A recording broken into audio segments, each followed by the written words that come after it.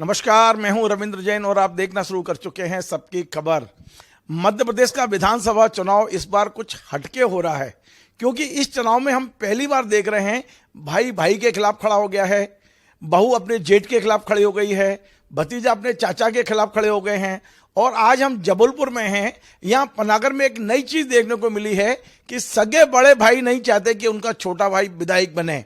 बेशक भारतीय जनता पार्टी ने सुशील इंदु तिवारी को फिर से टिकट दे दिया है, लेकिन सुशील इंदु तिवारी के सगे बड़े भाई राजन तिवारी आज हमारे साथ हैं।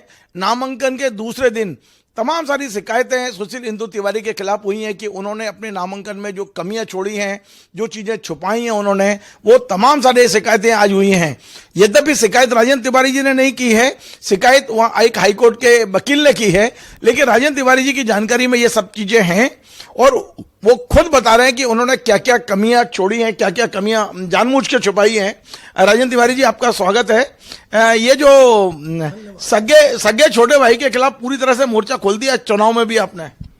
जी सर, इसमें क्या है कि जो उनने अपना नामांकन भरा है उसमें इतना झूठा चीजें लिखी हैं कि वो आप लोगों को बताना बहुत आवश्यक है।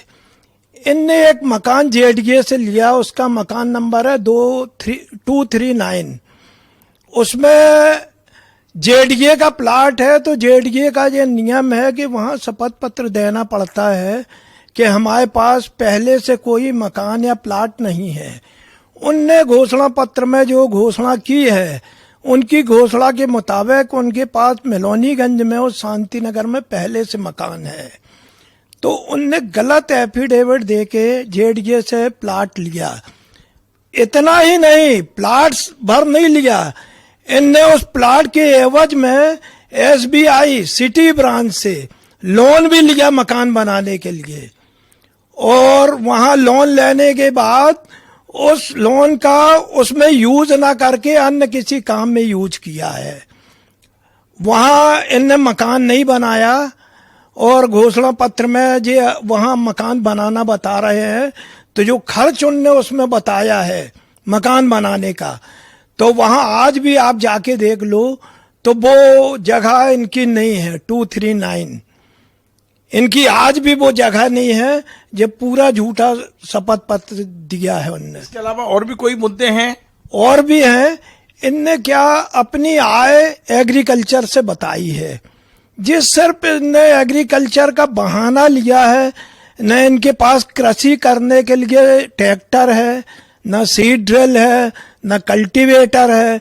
मतलब जो औजार कृषि में लगते हैं वो कोई औजार इनके पास नहीं है, और न इनके पास सिंचाई का साधन है। ये कहीं से भी गेहूं और धान खरीद के और अपनी जबलपुर मार्केटिंग सोसाइटी में रजिस्ट्रेशन करा के उसी सोसाइटी के माध्यम से ये फर्जीवाड़ा अनाज का करते हैं। तो कृषि ना करने के बाद, क्योंकि जिन जमीनों को ये बता रहे हैं कि हम यहाँ कृषि करते हैं, वहां 4-5 साल पहले मतलब 2-2.5 एकड़ में इन्होंने महल बना लिया है और उसका खर्चा भी नहीं बताया कि इतना खर्चा हुआ है। बहुत आलीशान महल बना लिया इनने बिना की गांव। पूरी विस्तार से शिकायत करवा दी है आपने, खुद तो नहीं की है पर शायद हुई है शिकायत। हाँ जी, चूंकि वो पनागर का आदमी है जिसने शिकायत करी है, तो पूरे जबलपुर को इनके क्रियाकलाप की जानकारी है। हम अकेले नहीं हैं। मतलब ये ढूंढते रहते हैं कि कहाँ किसकी जमीन हड़पने में कोई दिक्कत नहीं है। जैसे अभी जमीन की बात अपन बाद में करेंगे, पहले खेती की कर लें। जैसे इनने अपनी एक जमीन सूरतलाई में बताई है, सूरतलाई में इनने डाइवर्सन करा लिया है कमर्शियल और रेसिडेंशियल, जिसका ये रेंट भी दे रहे हैं, मगर इनने 2021 तक रेंट दिया है, उसके बाद रिकॉर्ड में रेंट नहीं है। तो शासकीय रिकॉर्ड देखने से प्रतीत होता है कि वो एग्रीकल्चर लैंड नहीं है जिसमें जो एग्रीकल्चर बता रहे हैं, वो जमीन कमर्शियल और रेसिडेंशियल हो गई है सरकारी रिकॉर्ड में।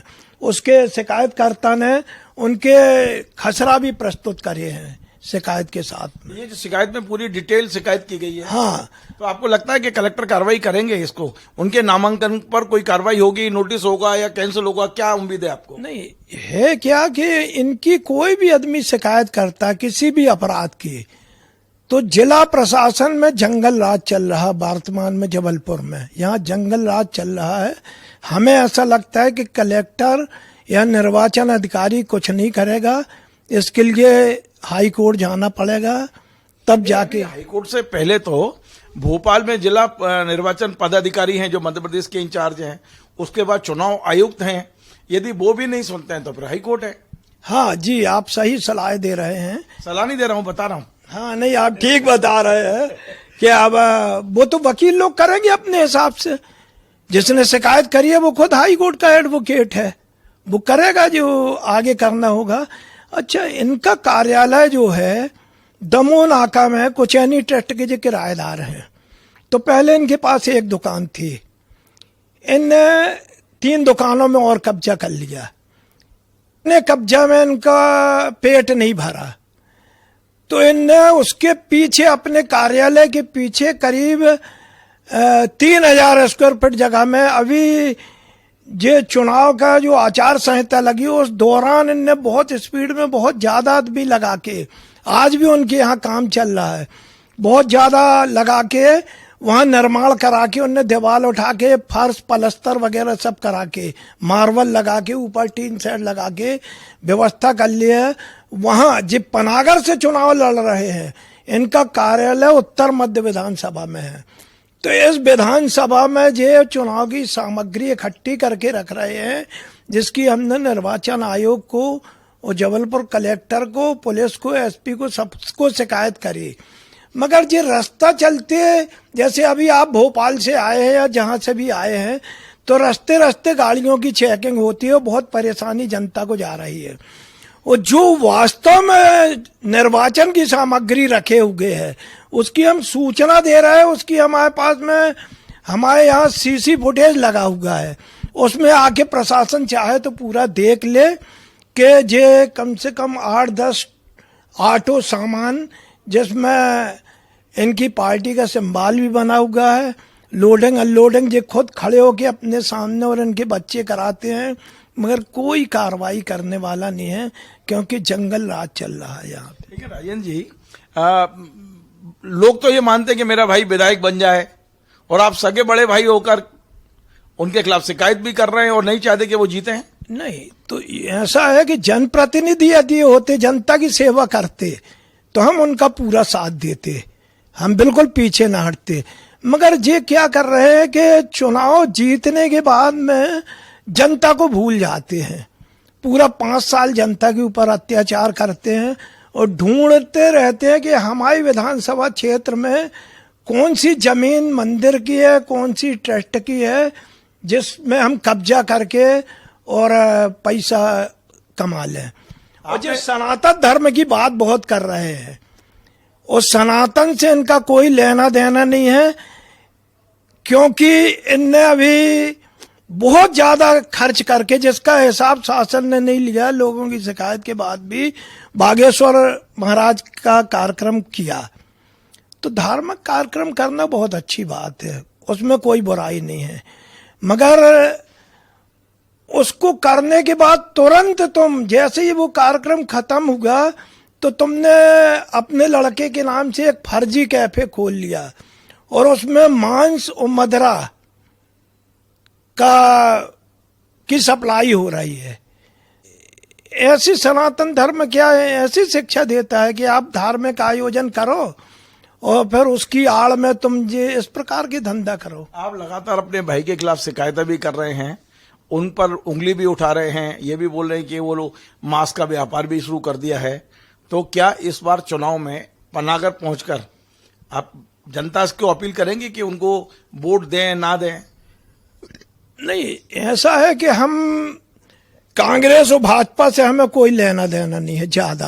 आपको तो अपने भाई को हराना है। नहीं, भाई को नहीं हराना, अपन ये बताएंगे कि भाई इनके कार्यकलाप देख लो आप, और 10 साल आपने मौका दिया उनको, 10 साल बहुत ज्यादा होता है। तो यदि जनता को लगेगा कि भाई इनको इनने बहुत अच्छा काम किया तो जनता फिर जिताएगी।